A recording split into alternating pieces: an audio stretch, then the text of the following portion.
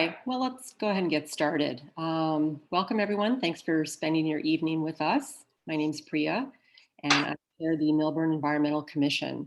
So today, I'm going to introduce you to the food waste recycling pilot project that all of you have registered for. Thank you very much.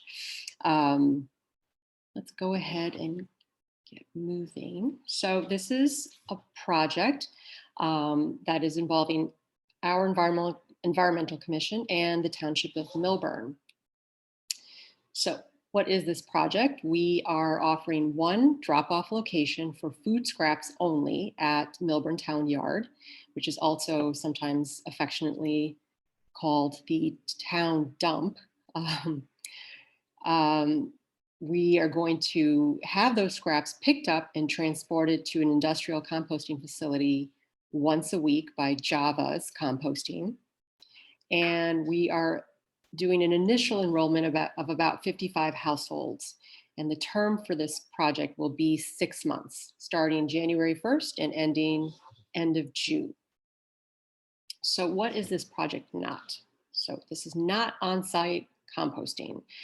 We are not composting your food scraps at the town yard. They're being taken somewhere else where they will be composted at an industrial facility.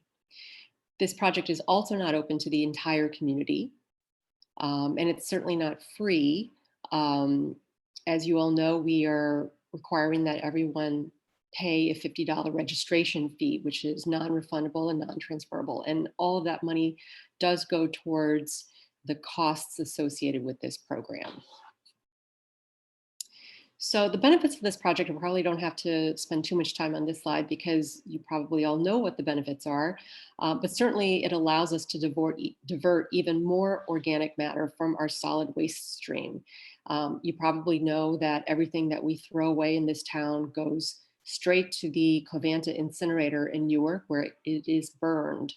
So this project allows us to take valuable food scraps and turn them into a soil amendment. So we're taking, something that's really a valuable resource, and we're not leaving it on the table. We're converting it into compost, which is great. This program also allows all of us to reduce our total household waste. So all of us in Millburn are currently single stream recycling our plastics, glass. Our number 1, 2, and 5 plastics are glass and metal. So this is yet another way of, basically diverting valuable resources from our garbage. And the purpose of the pilot is really to learn lessons so that we can hopefully expand the program to a larger portion of our community.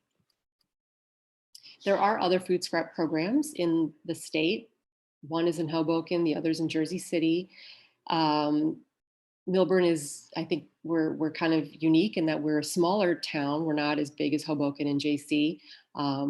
So I think we're kind of keeping good company with this project. Both those other towns are offering this program free because they have the grant subsidies and a much larger municipal government to subsidize the costs. However, they're not providing pails or bags to their residents. So just a brief overview. First, everyone has registered, and then they attend a meeting such as this one. Then we ask everyone to take a quiz so that we can further test your knowledge. Then we ask everyone to pay the fee. And then finally, the last step is to get the lock combination, your bin and your bags. Actually, not your bin, but your pail, your 5-gallon pail. So again, what you get is the combination for the locks. So we ask that you not share this combination with anyone that's not enrolled in the project. This lock is for the toters that will be at town yard. The locks obviously help us to keep the toters secured so that no one else can access them. You also will get a 5-gallon pail with a lid. Be sure to always keep the lid on tightly to keep pests or anything out of that lid. We want to keep your food scraps nice and clean. And you'll also get 24 compostable bags. So basically one bag for each week of the program. If you need to buy more, they must be BPI certified. You can find out which products are BPI certified by going to bpiworld.org. And this is what the logo looks like. You've probably seen this logo on various products, but it's very important that the bag that you choose has this logo on it, that it is in fact BPI certified. All right, so when you go to Town Yard, and many of you have probably gone by there in the past, it's open from 8:30 to 2:30 on the weekdays and 8 to 12 on Saturday. Sunday it is closed, and you can enter at the entrance on Old Short Hills Road, and this is just below the middle school and north of Common Lot Restaurant. You enter and then you drive in a counterclockwise direction, and you pull up to the bins. And when you see the bins, all the bins will be labeled because they are locked. You're not going to be able to peek in and see which one is full or not full. So there will be signs that will tell you which one is full and not full. So you unlock a not full bin and you place your tied bag into the bin. Now, the bag cannot be tied with rubber bands or twist ties because those items are obviously not compostable. So we do ask you to hand tie it, or like basically tie it in a knot. And then you put your bags or your bag into the bin, and do not leave any bags outside the bins. We really don't want to create any extra work for our DPW employees. After you do that, you lock the bin, and if the bin's full, just flip the sign to full. Now, what you do at home. Again, we only want you to use the compostable bags that are BPI certified.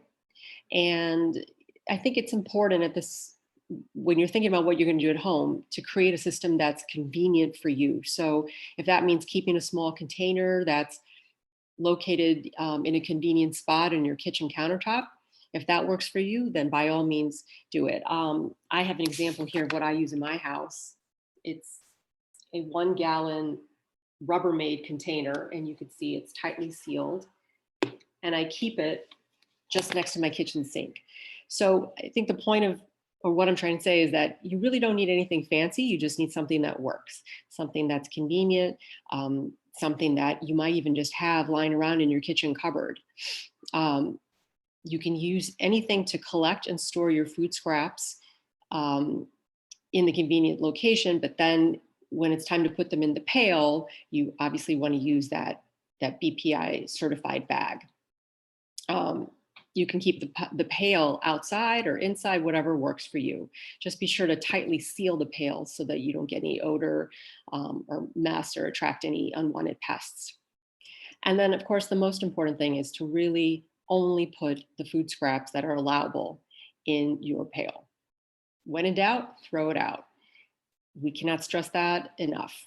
We don't want anything that should not go into these food scraps to get in there. So on that note, here is an example of what we don't want our food scraps to look like.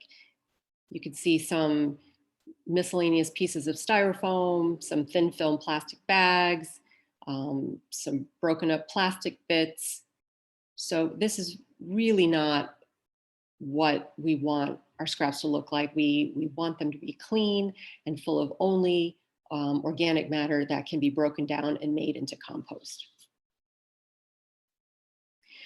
So this is kind of a nice time to talk about what causes municipal food waste recycling programs to fail, because certainly other towns have tried to do this. Princeton has tried and they've discontinued their program. Lambertsville has tried and they also have stopped because of contamination. So contamination is really anything that goes into a food scrap bin that should not go into that food scrap bin. It turns our valuable organic matter into garbage. It costs us time and money, and even a small amount can taint a load. So it's really, really important that we do this right, that we keep our collection as clean as possible. And if there's ever a doubt, we just throw it out. We're also going to prevent this contamination with the use of locks and all the toters through training and education, like what we're trying to do today, and certainly support. we'll be here to provide lots of support for you guys over the course of the 6 months. So next steps are to do the quiz, to pay the fee. The township is in the process of putting that link together for us. So as soon as it's ready, we'll be able to send it out to you. The quiz, the link to the quiz was in the email that all of you should have received. And then once you've completed those 2 steps, then we'll be able to, we'll apprise you when the pail and the bags are available for pickup from Town Yard. You'll get an email from us. And in the interim, if there's any questions at all, you can always email me at milburnenvironment@gmail.com. So I really want to thank you for joining this effort. Your involvement in this project will obviously help us address in our own small way climate change, the environmental injustice that's associated with us sending our solid waste to an incinerator in Newark, and hopefully through the project we'll learn some valuable lessons that'll help us to expand the program further and bring more and more households on board. So with that, I want to turn it over to Michelle Bradley, who is the co-founder of Java's Composting, and she's going to be talking a little bit more about the food scraps and what's allowable and what's not. So I'm going to stop sharing and. Can you see that? Yes. Okay.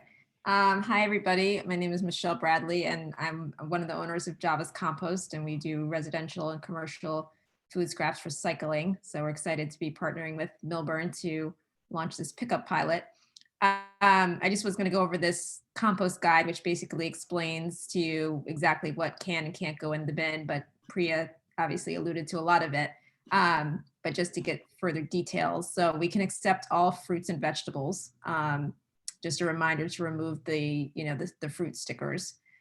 We can take flowers and house plants. So, anything basically that can fit in your bin can go into the bigger bins at the DPW. So we're not suggesting that you bring a large house plant that's died and just bring it there. It really has to be able to fit into your bucket. So if you get, a bouquet of flowers or something and they die, you want to chop those up and put them in your bucket. You can compost those.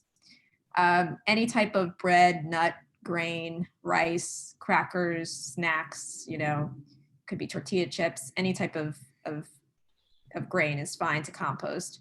It can be moldy. It really doesn't matter. We accept dairy, eggs, and eggshells. So it can also be cheese, that's fine. We ask that you don't put liquids in there like milk and like sour milk or cream or something like that that's gone bad. We do accept meat, bones, and seafood. It can be cooked and uncooked. It could have dressing, could have oil, it could have sauce.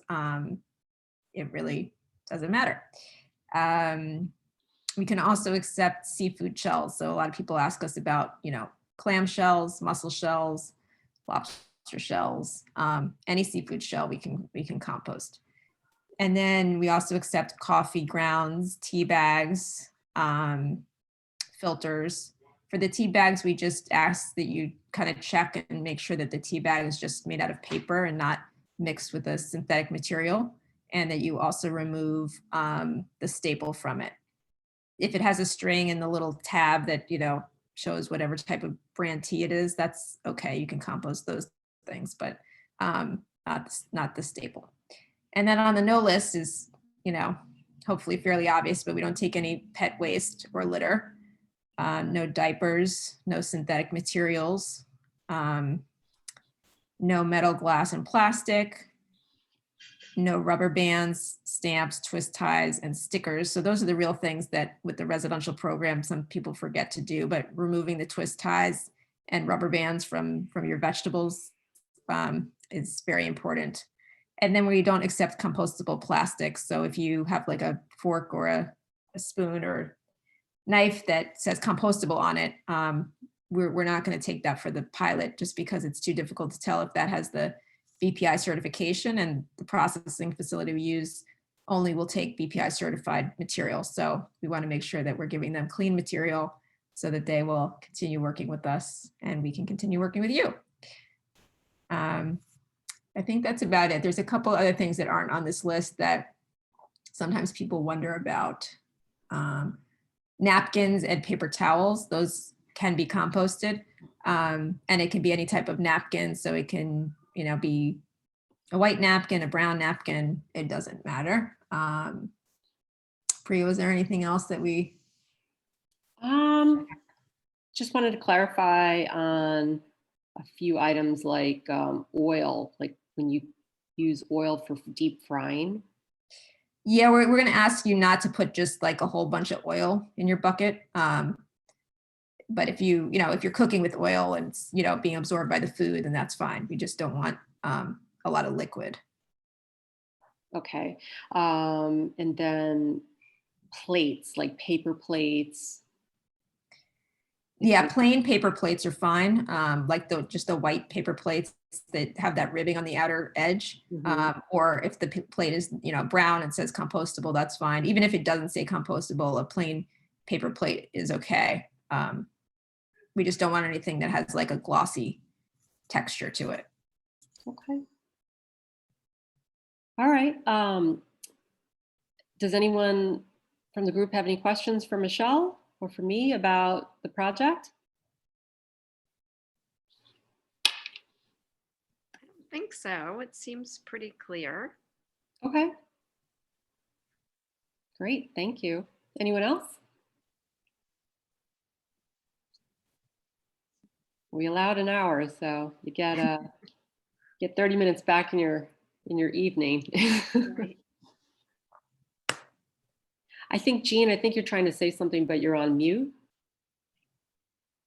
Or maybe not. Hi, I'm not. Hey there. I'm not trying to say anything. I was talking to one of my kids. Oh, okay. Sorry. But you know what? Since I'm not on mute anymore, let me just ask. I compost at home, and I've been composting for quite some time, and I don't put any meat. I don't put any dairy. By dairy, I mean milk product in my compost at home. So how is it different by doing this kind of commercial or large scale composting? Are you using, what kind of system are you using in your backyard? I would call it passive. So I have a very large compost bin where I dump stuff in at the top, and over a very, very long, slow period, it composts, and then I take stuff out of the bottom. Okay, so that's kind of the game changer, is the fact that it has an open bottom. Yeah. So if you're doing, backyard composting with a box bin like you're describing, you don't do meat and dairy just because that will attract animals and it's a slower breakdown time. So since this material is going to a commercial facility where there's a lot of space and they're reaching very high temperatures and there's these giant piles and they're mixing the carbon, and it's a whole scientific recipe. It can break down there without attracting, vermin. You can also do backyard composting in an enclosed tumbler using and do some more of that material, the harder to break down material, just because it's, again, enclosed and you're not going to run into an animal issue. But all food is compostable. Well, I thought that, I mean, I certainly get your point about attracting, with either dairy or meat, attracting, kind of local wildlife. We certainly have issues with squirrels trying to get into the compost anyway, because they like, the foods, the vegetable scraps or whatever. But I also thought there was an issue about anaerobic bacteria. Is it not an issue because your compost gets so hot? Yeah. The temperatures reach, 140 to 165 degrees in the piles. So it doesn't go anaerobic. It's, the piles are getting filtered with air, by these huge churners. Mm-hmm. So there's a lot of air flowing through it, which helps the microbiology, create the right environment for the heat. So yeah. Okay, great, thank you. Oh, sure. And by the way, for whatever it is worth, I got my compost bin when I lived in Massachusetts, and our town basically subsidized the cost of these compost bins and just said, anybody who's interested, you can come and pick one up for a very nominal fee.